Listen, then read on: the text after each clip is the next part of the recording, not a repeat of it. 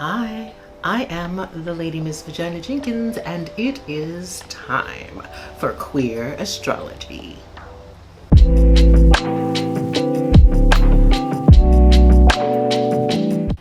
It's also about time that we talked about how to use an ephemeris.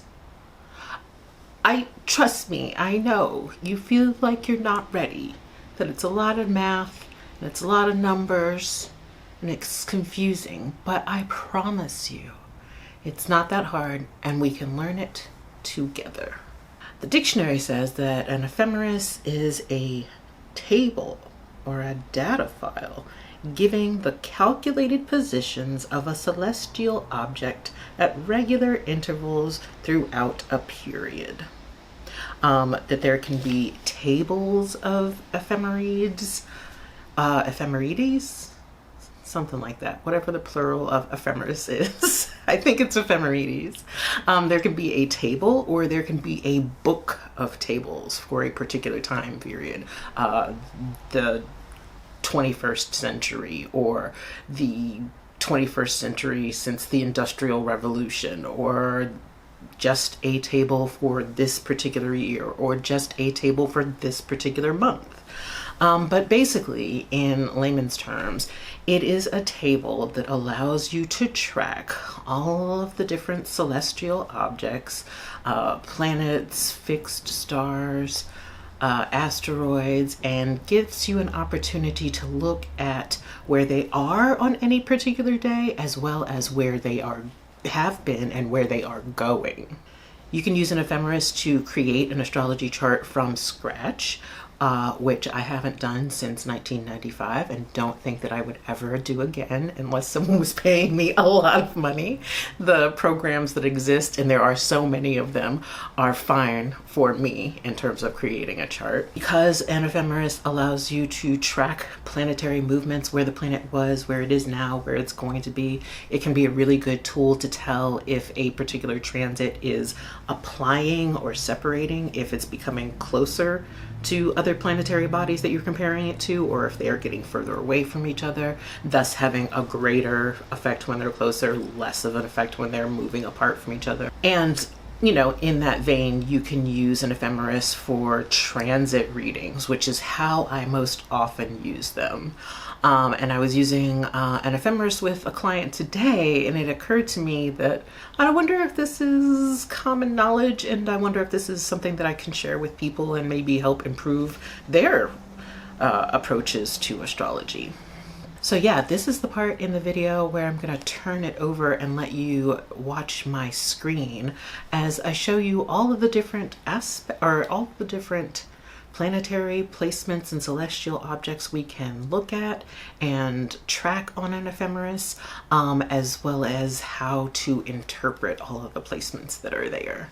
So yeah, let's get into it. So yeah, this is from a website called cafeastrology.com.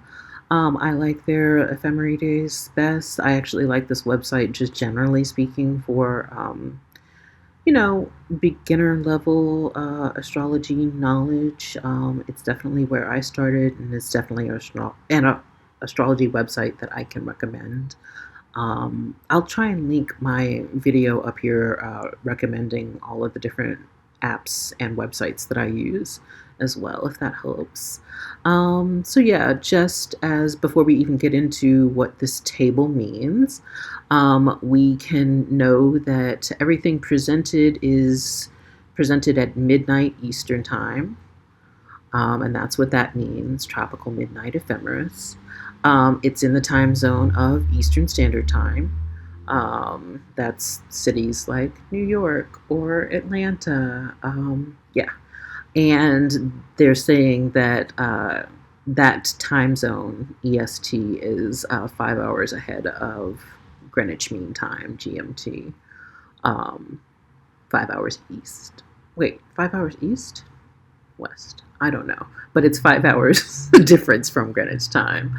And let's go through a few of the rows. So here we've got the day, and that refers to the day of the month, the 1st, 2nd, 3rd, all the way through the 31st of the month. And then the day also refers to like the day of the week, Monday, Tuesday, Wednesday, Thursday, and then it cycles through again, Monday, Tuesday, Wednesday, Thursday, going on. And then across, we have all of the planets, sun, moon, I'm going to come back to that, the true node. So I guess they're not all planets. One of them is a calculation. But yeah, the north node or true node, we've got Mercury, Venus, Mars, Jupiter, Saturn, Uranus, Neptune, and Pluto. Depending on the Ephemeris table that you use, Pluto might have a different symbol. It might be a P or a P that has like a L at the bottom of it. Keep in mind if it's the last column, it's probably Pluto, no matter the symbol. There's like 3 different symbols for Pluto. This 12-hour part, it just recognizes that, things change over the course of time. So if this is midnight Eastern Standard Time, then halfway across the world in Japan, this is the value that you would want to look at. I hardly ever use that column because most of my clients have been in the US or Canada. So yeah, there's that.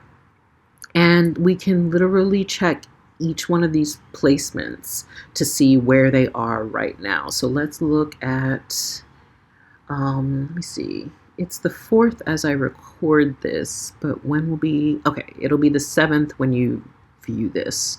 So then on the 7th of February, which is a Wednesday, the sun will be at 17 degrees of Aquarius. The top of the chart tells you what sign this planetary placement is in, Aquarius. It's not going to change signs out of Aquarius until here, when it moves into Pisces on the 19th. So yeah, that's a thing to look at. So yeah, on February 7th, the sun will be at 17 degrees of Aquarius, at least at midnight Eastern Standard Time. The moon will be at 9 degrees of Capricorn. Let's look at this column because the moon changes signs about every 2.5 days, right? So we should see lots of sign changing happening. And I believe that we do. We've got it starting out in Libra at the beginning of the month, and then it moves into Scorpio, Sagittarius, Capricorn, Aquarius, so forth and so on. So you see lots of changes here. So that's good. And then let's look at the North Node. We'll still be in Aries. And on the 7th of the month, it'll be at 17 degrees of Aries. Let's see. Mercury will be at 3 degrees of Aquarius. Venus will be in Capricorn. And it will be at 18 degrees of Capricorn.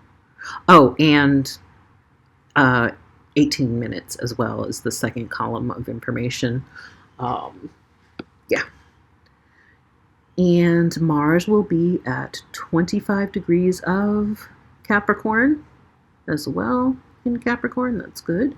Jupiter will be in Taurus. And on the 7th of the month, it will be at 7 degrees of Taurus. Saturn will be in Pisces, as it has been since March of last year, and it will be at 7 degrees of Pisces. Oh, that's interesting. Pisces and Taurus are square to each other, so a transit thing that we've just established is that on the 7th, Jupiter and Saturn will be squaring each other. Yeah, is anybody else involved in that? No. So yeah, what does it mean for the planet of expansion and the planet of hard work to be at odds with each other? The planet of expansion sitting in Taurus, wanting us to expand our material resources, is going to be at odds with the work, the task that Saturn has set forth to us to understand emotional boundaries. So that's an interesting thing. I think that plays out over a couple of days, doesn't it? Yeah, it looks like it plays out over the time between, let's see, February 6th and 7th. Okay, yeah, interesting. Look what we just learned. We've got Uranus at 19 degrees of Taurus, and we've got Neptune at 25 degrees of Pisces, and finally Pluto at 0 degrees of Aquarius on that same day. I'll also point out these little sometimes there'll be an RX there, and that just signifies is if the planet is moving direct, which is the way that we most often see it, or is it moving retrograde. Here's an example of a teeny little RX here in red. It's funny, when I was preparing for this video was the first time that I learned that yes, sometimes the North Node is retrograde, but only for like a day or two. I would have said that it never goes retrograde before this video, so look at us learning things together. But yeah, those are two little retrograde marks to say, oh, this planet or placement is not moving in the way that we normally expect it to. Second half of the chart, I'm going to start with the ingresses, and this is basically marking any time a planet that is not the moon changes signs, and it's noting exactly what time. So yeah, we were able to see up here that like things changed, but exactly what time is what this little piece of information gives you. And again, this is Eastern Standard Time. And then we have the lunar ingresses and void moons. Those are specific. This is all planets, and this is specific to the moon. So at the first of the month, when we had the moon in Libra, that happened at 3:05 a.m. On the month before, on the 30th of January. On the first of the month, when it changed signs again, it changed into Scorpio, and that happened at 3:36 p.m. So these are all the times that happens. There's also a thing called void, or lunar void, when basically the moon is not really making any aspects to other planets, and so it's called void, of course. And we can see, and that usually happens right before it's about to change signs. And so what they're telling us is, oh, on the first of the month, yeah, the moon will ingress into Scorpio at 3:36 p.m., but the time between 4:03 a.m. and 3:36 p.m. is a void. It's not making any aspects to any other planetary placement. The last aspect that it made was a square to Mercury. So that's what that part is about. Next part of the chart is talking about the lunar phases.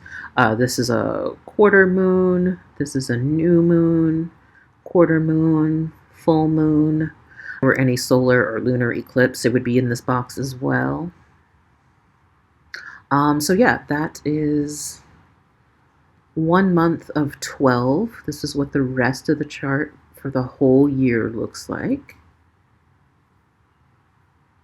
And Cafe Astrology has an ephemeris for, I think, every year since like 2003, I believe.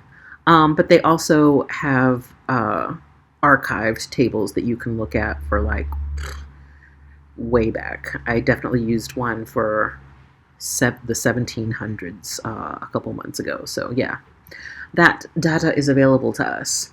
And if you work with the asteroids or fixed stars, there are specific ephemerides for that as well. Cafe Astrology, again, has an asteroid ephemeris for 2024, or like I said, for all of the years since like 2003, I believe. But I don't work with most of these asteroids that tells you what they all are about. Yeah, I get them confused. I want to say that's about motherhood. This is about marriage, sex, gay sex, the home, that kind of thing. The one fixed star that I work with is Chiron. And that's because our Chiron wound is so prominent in our charts and the way that we just navigate life that it is something that I can't not talk about. And so it's the same exact idea, a little bit less information. So once again, we see this New York, New York, that lets me know that it's Eastern Standard Time. That 000 lets me know that it's midnight of Eastern Standard Time. And it's very useful to establish that before you start really getting into an ephemeris. And then, yeah, it's the same idea. January the 1st, Ceres is at 15 degrees of Sagittarius, is that little symbol. 15 degrees and 32 minutes of Sagittarius. Juno is in Virgo at 21 degrees, so forth and so on. Chiron is at 15 degrees, 28 minutes of Aries. And all of my homies in the 45 to 50-ish range.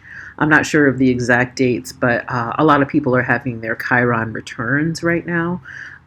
So just heads up, if that is you, if you have a natal Chiron in Aries, welcome to the club. I hope that you are healing your wounds and doing work and deep shadow work around your fit in the world, how you get to show up as an authentic person. And how you can prioritize yourself in your relationships over other people. So yeah, things like that will be coming up. And yeah, it goes throughout the rest of the year, all of the different months. And again, they have other tables that you can look at for previous years, as well as going into the future up until 2026. So yeah, that's for the asteroids specifically. And like I said, I mostly end up using this just to check out where Chiron is. But it's a slow mover, so, but yeah. That's everything that I have about looking at example ephemerides. That's my basic Astro 101 look at an ephemeris, how you could go about reading them, what they're used for, how to apply them in your own transit chart readings. And yeah, I invite so many questions. I imagine that this is a lot of information to go over at once, but I am curious about what you're curious about. Let me know in the comments if this answered any questions or if it brought up more questions that you need answers to. I'm definitely down to talk about it more. So yeah, that is my basic guide to what the deal is with looking at your local ephemeris and ephemerides and interpreting them in your practice. That's it. That's the video. That's what I got. I hope it helps. And yeah, I appreciate you so much for watching. Thank you for subscribing, and thank you for making time for queer astrology. Bye.